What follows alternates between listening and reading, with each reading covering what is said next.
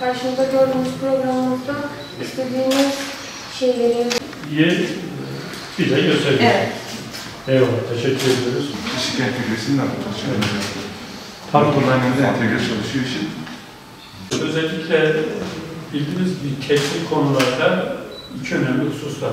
Bir teorik bilgi, bir de uygulaması. Ne kadar teorik bilgi fazla alırsanız alın, sahada eğer bunu uygulamıyorsanız demek ki ciddi sıkıntı var demektir. Tabii ki artık biz formal eğitimleyelim. Ki zaten yaptığımız çalışmaların da en önemli amacı o. Nasıl sütunu oradan oluşturabilirsin? Mekatronik mesela yazalım. Bunu 3'te 9 volttan besleniyor. Bu zaman şey var mı? Bildiğiniz üzere dünya artık dijitale doğru gidiyor. Artık dijital çağ diyoruz.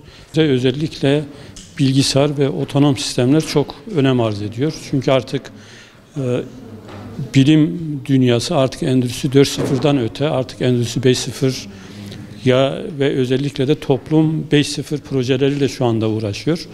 Çünkü artık öyle bir plan düşünülüyor ki yakın gelecekte artık dijital robot teknolojisi hayatımızda ciddi anlamda yer alacak. İşte onun için de toplum 5.0 bu işin bir anlamda felsefik ve ahlaki temellerini oluşturmak için yapılan önemli çalışmalar. Biz Ağrı İbrahim Çeçen Üniversitesi olarak da dünyanın gidişatına uygun olarak neler yapabiliriz den hareketle özellikle gerek Bünyamin hocamız gerekse Ahmet hocamız bu arkadaşlarla beraber Teknofest'e hazırlık aşamasında özellikle öğrencilerimizi biliyorsunuz Türkiye birinciliğine taşıdık.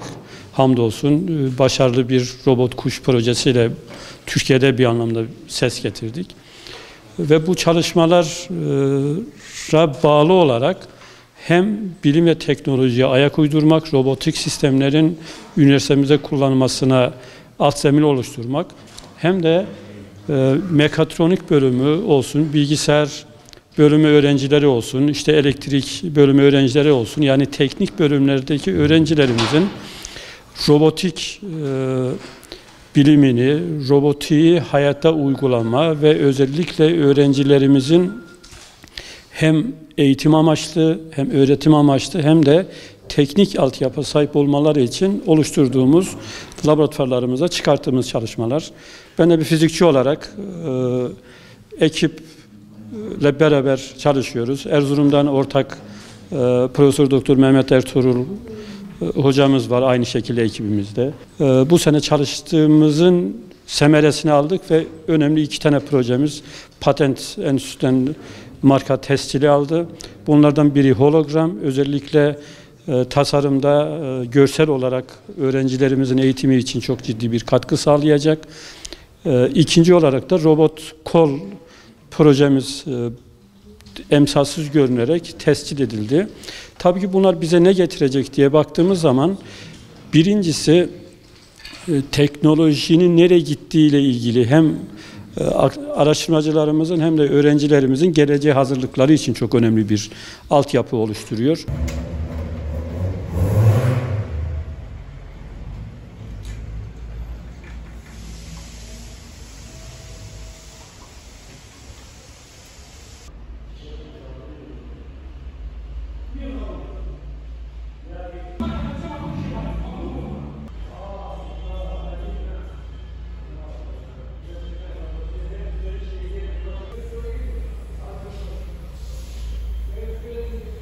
Öğrencilerimiz Ağrı İbrahim Çeçen Üniversitesi'nden mezun olduktan sonra çalışacakları herhangi bir endüstriyel kuruluş olabilir, fabrika olabilir, havalimanları olabilir. Oradaki bir sistemin yazılımıyla ilgilenecekler birebir.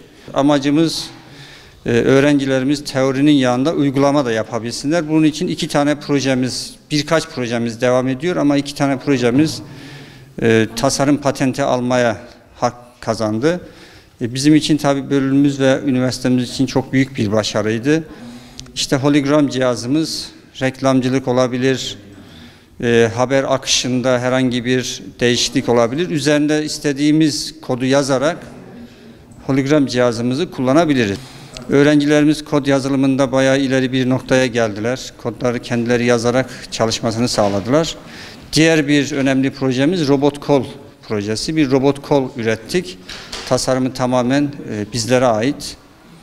Robot kol projemizde tasarım patentini aldı. Şu an ticari olarak da üretilmeye başlanacak. Bütün işte fabrika ve endüstriyel tesislerde rahat kullanılabilecek. Ayrıca ikinci bir amacımız da eğitim yönüydü. Öğrencilerimiz o robot kolu kendileri bütün parçalarını birleştirip oluşturduktan sonra bilgisayar yazılımıyla kod yükleyip istedikleri işlemleri onlara yaptırabilecekler. Maksimum gücünü en fazla verebiliriz. Dirençler